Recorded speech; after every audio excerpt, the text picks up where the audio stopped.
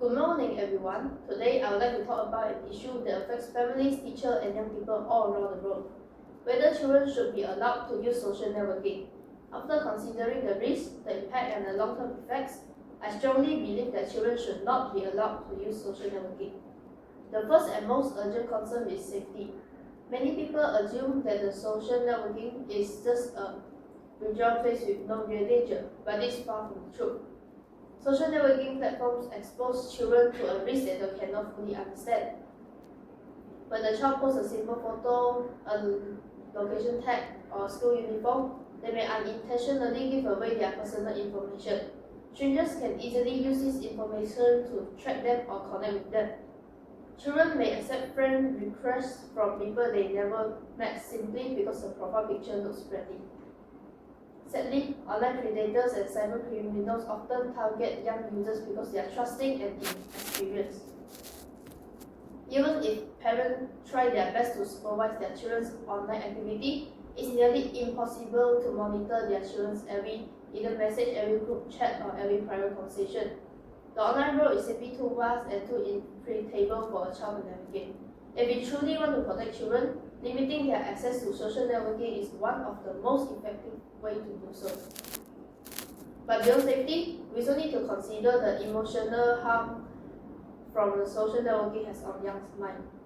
Children today live in a world where their self-worth is often measured by likes, views, and followers. This creates unnecessary pressure and affects their mental health in ways we may not release. Many children begin to compare themselves with influencers who use filters, editing apps, and stage photos to appear perfect. As a result, children may feel insecure about their looks, appearance, and lifestyle. Cyberbullying also happens far more frequently than in real life. Hurtful comment, embarrassing photo, and cruel message can spread quickly, and once if something is posted online, it's nearly impossible to erase. Imagine the child waking up in the morning just to see hurtful comments about their looks and lifestyle. The damage this does to their self-esteem can be deep and long-lasting. No child should have to live under this kind of emotional pressure.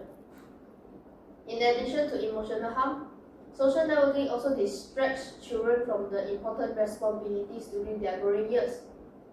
Many social media platforms are designed to be addictive.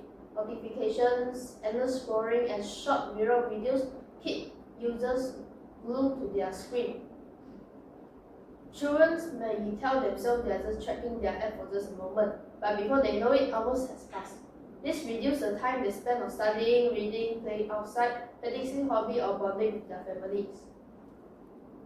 When the children become too attached to social networking, their academic performance may decline, their concentration may weaken, and their sleep habit may become unhealthy. Children need structure, discipline, and a balanced lifestyle. Yet social networking pulls them away from all this. Another important issue to consider is maturity. Children simply do not have important experience to judge what content is real, reliable, or appropriate. The online world contains misinformation, fake news, unrealistic beauty standards, harsh opinions, and sometimes even dangerous traits. Adults themselves struggle to separate truth from lies on social media. So how can we expect children to handle this challenge?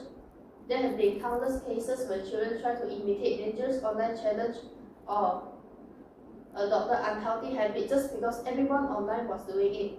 Without the ability to think critically, children can be influenced or misled far too easily.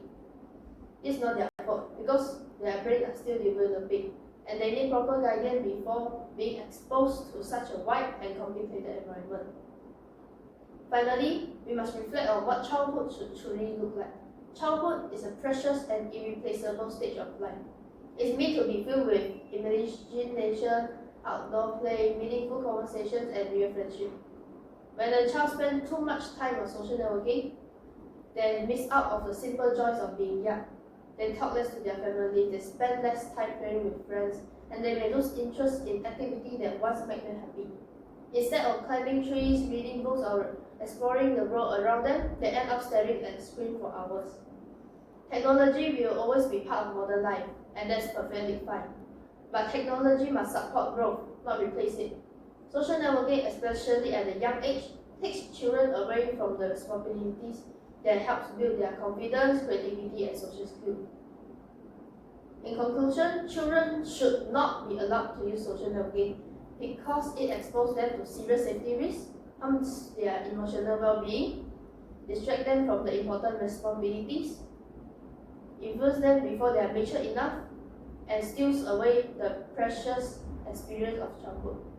As adults, we have the responsibilities to protect and guide young people, even if it means setting strict boundaries. Restricting social networking is not about limiting children's freedom. It's about ensuring they grow up safely, confidently, and healthily. Let us choose what's best for them, not what's easiest for us. Thank you.